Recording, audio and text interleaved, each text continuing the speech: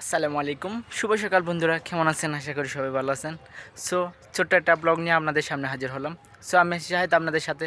So আমি আছি এখন আমার বাড়ির পাশে ছোট্ট একটা পুকুরের পাড়ে। পুকুর না বলতে গেলে এখানে অনেকগুলো প্রজেক্ট, যে প্রজেক্টগুলো আমি প্রায় সময় পরিদর্শন করতে আসি। এবং সাথে আর দেখতে পারতেছেন একটা বড়ই গাছ, সামনে কিন্তু ফুল আসবে এই বড়ই গাছের মধ্যে। দেখতে পারতেছেন প্রাকৃতিক পরিবেশ। এই জমিনগুলো কিন্তু এখনও ধান চাষ করা হয়নি। হয়তো এই অতিবৃষ্টির কারণে জমিনগুলো কিন্তু একদম পানিতে তলিয়ে গেছিলো। এখন বৃষ্টি কমার সাথে সাথে পানিগুলো নেমে গেছে। এর ফলে মানুষজন এখানে চাষ করবে এবং এই চাষের মধ্যে থেকে ধান রোপণ হবে। হ্যাঁ, সো দেখতে পাচ্ছেন পাশে কলা গাছ অনেকগুলা। এখন কিন্তু এই কলা গাছের মধ্যে কলা ধরেনি, সামনে কিন্তু কলা ধরবে। এবং দেখতে পাচ্ছেন সামনে হাঁটতে হাঁটতে দেখতে পারতেছেন আরও অনেকগুলো দৃশ্য দেখতে পারতেছেন। এটা হলো আর একটা ছোট্ট প্রজেক্ট। এই প্রজেক্টে কিন্তু অনেকগুলো মাছ আছে। যেবার যারা মাছ চাষ করতে চান তারা কিন্তু মাছ চাষ করতে পারেন।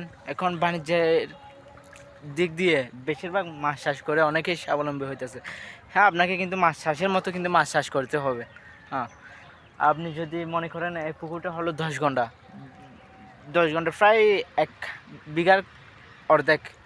সো এই পুকুরে কিন্তু প্রায় 5 থেকে 7 হাজার পাঙ্গাস রয়েছে, সাথে কিন্তু 4-5 হাজার তেলাপিয়া রয়েছে। সো সর্বোচ্চ মাছগুলা বিক্রি করলে কিন্তু এখানে প্রায় 12 থেকে 14 লক্ষ টাকা মাছ বিক্রি করা সম্ভব। এখানে কিন্তু খরচ হয়েছে, সবগুলো খরচ হয়েছে 7 থেকে 8 লক্ষ টাকা।